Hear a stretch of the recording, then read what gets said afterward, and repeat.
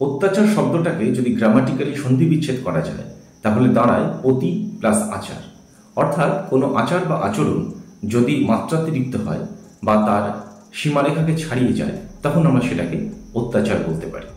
গত পর্বে আমরা আলোচনা করেছিলাম সমাজের একটা শ্রেণীর রামকৃষ্ণ মিশনের বিষয়ে সমালোচনামূলক মনোভাবের ব্যাপারে। অনেকেই তাদের সুচিন্তিত মতামত জানিয়েছেন। সবাইকে হয়তো রিপ্লাই করা আমার পক্ষে সম্ভব হয়নি, কিন্তু বিশ্বাস করুন প্রত্যেকটি মতামত আমি খুব মনোযোগ সহকারে পড়েছি। একটা কথা বলতে পারি, বাঙালির মনীষা চিন্তন বা মনন যে এখনো পর্যন্ত শেষ হয়ে যায়নি সেগুলো আপনাদের এই কমেন্টগুলি প্রমাণ করে।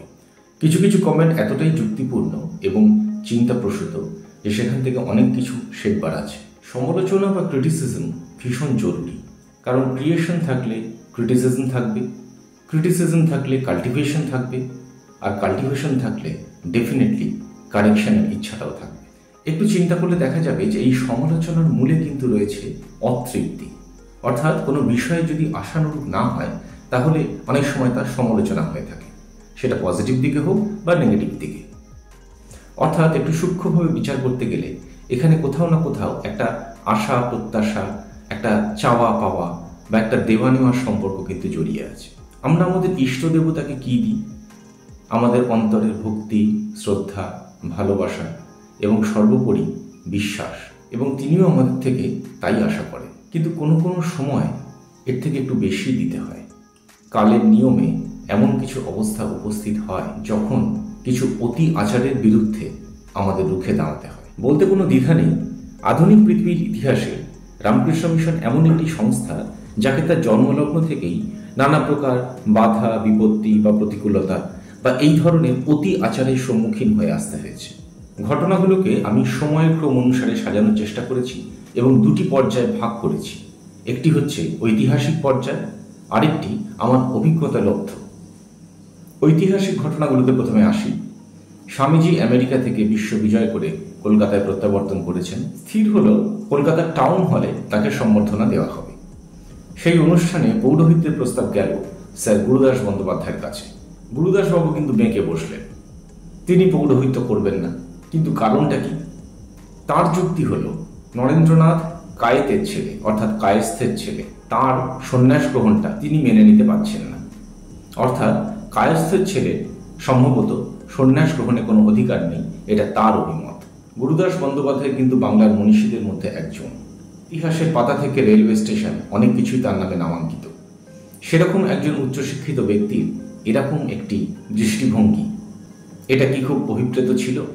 পৌরোহিত্য করা না করা তার ব্যক্তিগত ব্যাপার, কিন্তু যে কারণ তিনি দর্শালেন সে কারণটা অ্যাটলিস্ট তার মতো কোনো উচ্চশিক্ষিত ব্যক্তির থেকে কাম্য ছিল না। কিন্তু তার থেকেও বড় কথা, তৎকালীন বঙ্গ সমাজের শিক্ষিত ব্যক্তিবর্গের মধ্যে কতজনের প্রতিবাদ করেছিলেন? এই অযৌক্তিক কারণটার বিরুদ্ধে কজন রুখে দাঁড়িয়েছিলেন আমার জানা নেই, হয়তো ইতিহাস তার জবাব দেবে। বিশ্ববিজয়ী বিবেকানন্দের তার নিজের দেশের মাটিতে সম্ভবত এটাই প্রথম এবং সবচেয়ে বড় অপমান বলে আমি মনে করি। দ্বিতীয় ঘটনায় আসি।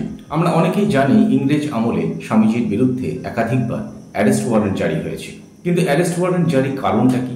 কারণ তৎকালীন যুগে যে সমস্ত বিপ্লবীরা ধরা পড়তেন তাদের অনেকের কাছেই পাওয়া যেত স্বামীজির বাণী ও রচনা।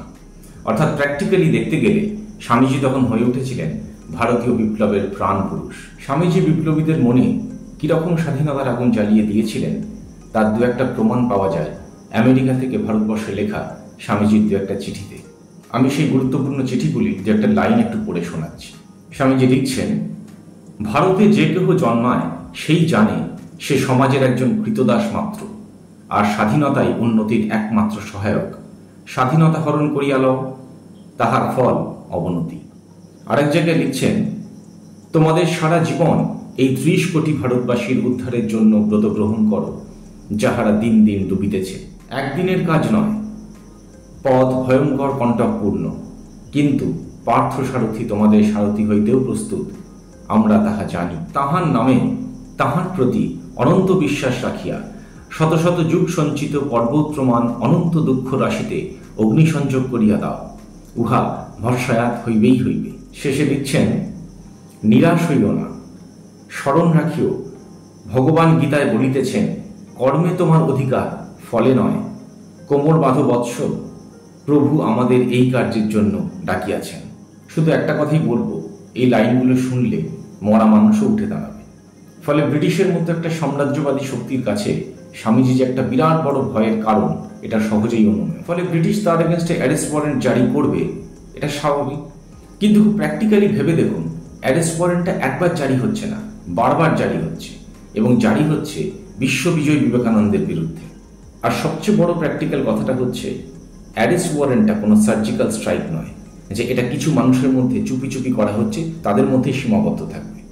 যে কোনো অ্যারেস্ট ওয়ারেন্ট ইস্যু করতে গেলে সেটা একটা প্রসিডিওরের মাধ্যমে যেতে হয়, এবং এটা কখনোই বিশ্বাসযোগ্য নয় যে এই অ্যারেস্ট ওয়ারেন্টের কথাটা শুধুমাত্র সাদা চামড়ার সাহেবদের মধ্যে সীমাবদ্ধ ছিল। ডেফিনেটলি সিস্টেমের মধ্যে কোনো না কোনো ভারতীয় এটা জানতেন, এবং এটা জানলেও আশ্চর্য হওয়ার কিছু নেই যে তৎকালীন যে মিডিয়া গোষ্ঠী তারাও ডেফিনেটলি এটা জানত। কিন্তু বঙ্গ সমাজ বা ভারতীয়দের তরফ থেকে কতটুকু প্রতিবাদ উঠেছিল এই অ্যারেস্ট ওয়ারেন্টের বিরুদ্ধে আমার জানা নেই। কতগুলো মিছিল, কতগুলো প্রতিবাদ সভা আয়োজিত হয়েছিল, ইতিহাস হয়তো তার জবাব দেবে। আমি জানি না এই অ্যারেস্ট ওয়ারেন্টের বিরুদ্ধে আদৌ কোনো খবরের কাগজে লেখালেখি হয়েছিল কিনা। আর এরপর যে কথাটা বলবো সেটা ভীষণভাবে প্যাথেটিক। ভারতীয় হিসেবে এ লজ্জা রাখবার নয়। স্বামীজি যেদিন চলে গেলেন সেদিন কলকাতার অমৃতবাজার পত্রিকা কি লিখেছিল জানেন? অমৃতবাজার পত্রিকার প্রতিবেদনের শিরোনামটা এরকম ছিল যে বেলুড় মঠের একজন মাংস ভক্ষণকারী বা মাংস খেকো সন্ন্যাসীর মৃত্যু হয়েছে, যার ইংরেজি করলে দাঁড়ায় আ মিট ইটিং সন্ন্যাসী of Belur Math is dead. ভাবা যায় সেদিনের সংবাদপত্র, সেদিনের মানুষের মুখপত্রগুলি কি তাদের ভূমিকা পালন করেছিল? আমার জানা নেই। কারণ এই প্রতিবেদনটির প্রতিবাদ স্বরূপ অন্যান্য সংবাদপত্রে কোনো প্রতিবেদন বেরিয়েছিল কিনা, কোনো সভা সমিতি, কোনো প্রতিবাদ সভা হয়েছিল কিনা আমার জানা নেই।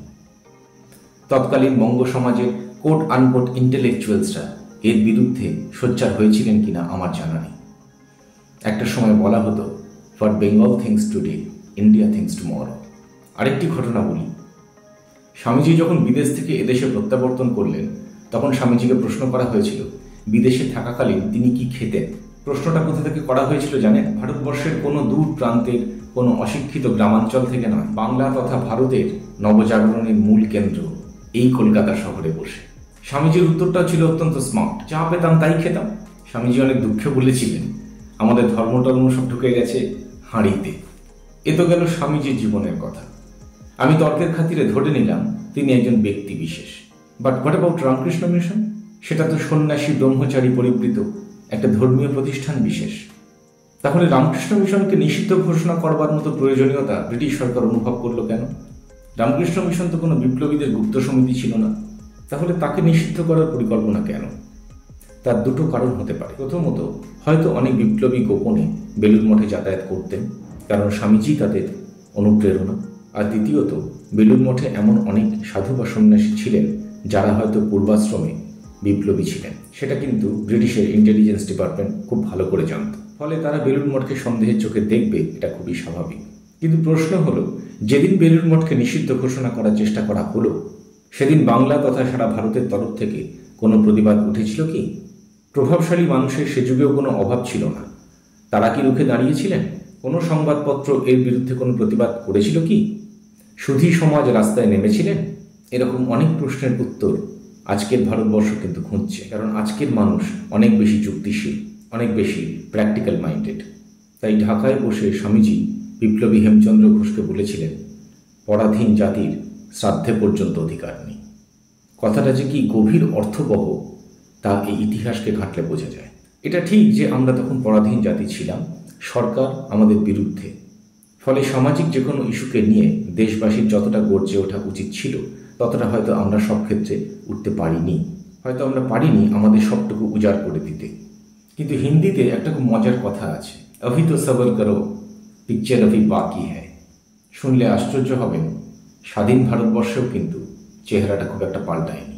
এর পরের পর্বে আপনাদের শোনাবো আমাদের এই স্বাধীন দেশে, স্বাধীন ভারতবর্ষে রামকৃষ্ণ মিশনকে কি কি বাধা, কি কি প্রতিকূলতার সম্মুখীন হতে হয়েছিল। এই স্বাধীন দেশে দাঁড়িয়ে রামকৃষ্ণ মিশনকে কোট আনকোট কি কি অতি আচারের সম্মুখীন হতে হয়েছিল সে গল্প পরের দিন করব।